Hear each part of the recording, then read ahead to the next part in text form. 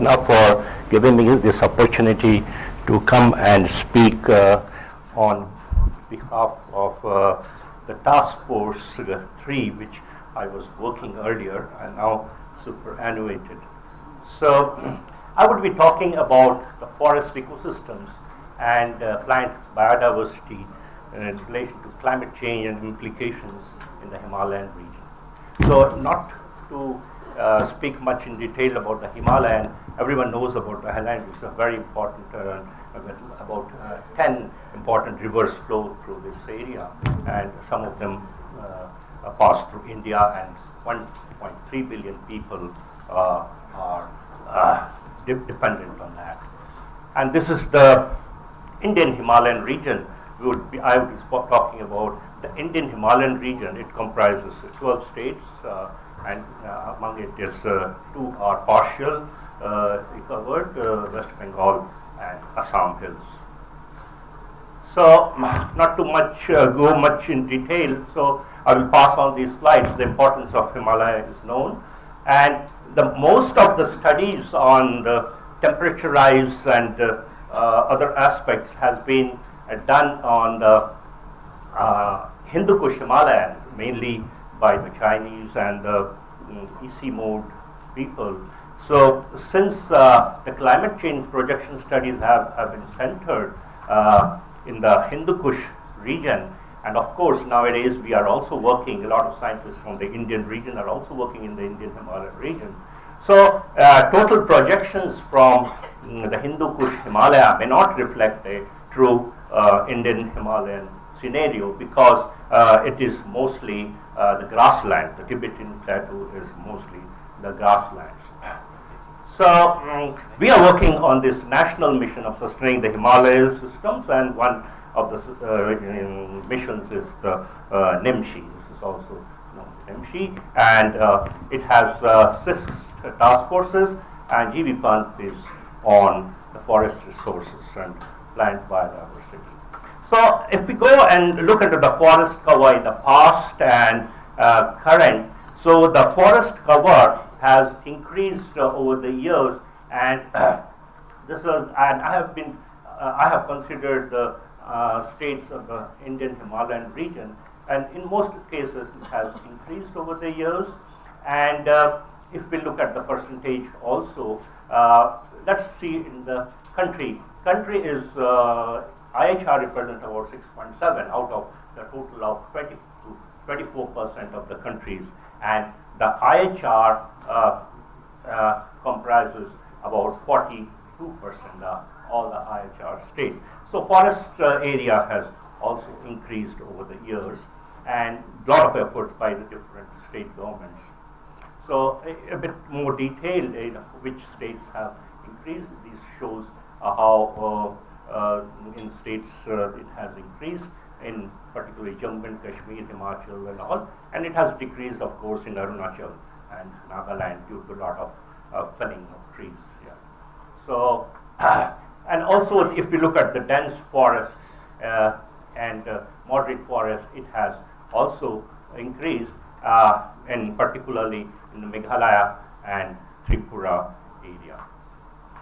So tree cover pattern has also increased over the years, and particularly in J&K and in many other states.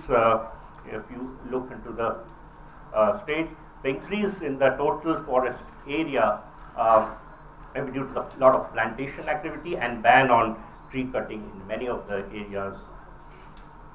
And the stock has also increased in most of the places, most of the states, and you can see that the growing stock is a measure of the total substance in the tree, and it is considered a wealth of the tree and the forest. The threatened species has also changed over the years, and the latest ICN status indicates that these are the pattern of the different life forms in different Himalayan states, and these are being assessed much in detail nowadays and trying to relate it with the climate change. and the threat status also has been depicted, and in some cases some of the threats have gone up, meaning that some of the less vulnerable species have gone into the critical endangered because many of the species are being collected recklessly from the wild.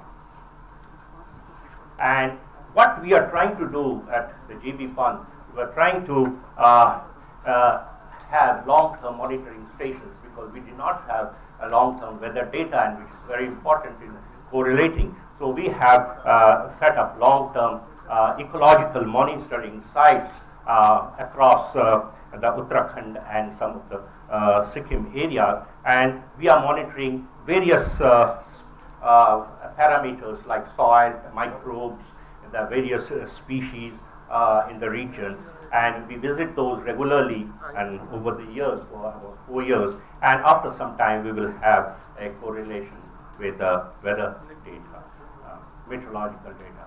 And these are the sites in the alpines also, at Kutichaga, Yurong, and in Sikkim area.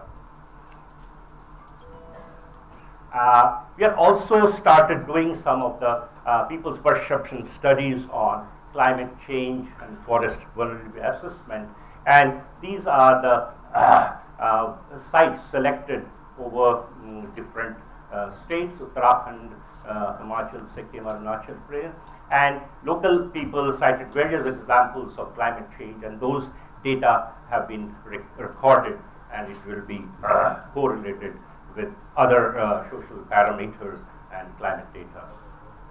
And also on the phenology of many flowering plants, these are the people's perception data, and they have all indicated that many of these medicinal plants, the flowering and fruiting has enhanced, many cases about a month or so, and in some cases even 2 months. So what happens is that high species loss was also reported in many of these sites in villages, and what they suggested was also due to unpredictable rain and impacts on harvesting, and invasion of invasive and exotic weeds, which create problem to the local crops and the wild flora.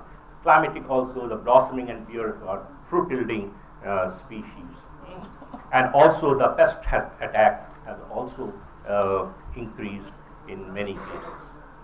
And also there are other factors responsible, which may not go in detail because lack of time.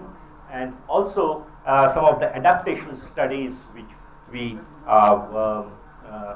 considered and visited various sites in these different altitudes, and they all have adapted to different conditions in relation to the climate change and the changing weather parameters, and these are some of the examples from low, middle, and high altitude areas.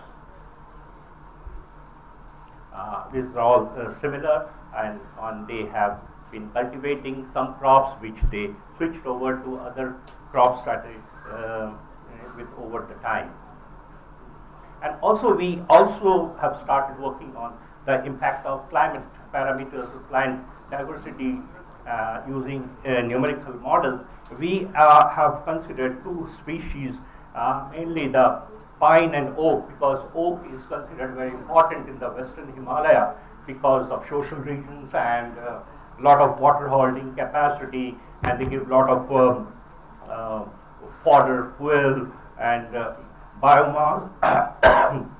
So, pine is considered not so good by the villagers. So that myth was studied in relation to ecosystem exchange, and it was observed the other way that pine-dominated areas showed more net carbon assimilation than oak. So so pine is equally important, and we should not ignore pine over oak. Of course, many of the social parameters have not been considered at the moment. We are going to consider those also, and we observe that pine-dominated forests have a net exchange rate more than the oak forests. So I did not go to this one. So that's what we have been doing there, and the project is continuing after I left. And I'm sure that after a couple of years, we'll have more of weather data, and some of the results will be complete, so it can be correlated with the concrete idea on climate change and forest biodiversity aspects. So thank you for patient hearing, and thanks to all these people, particularly the MOEF and CC and the DST for funding. Thank you.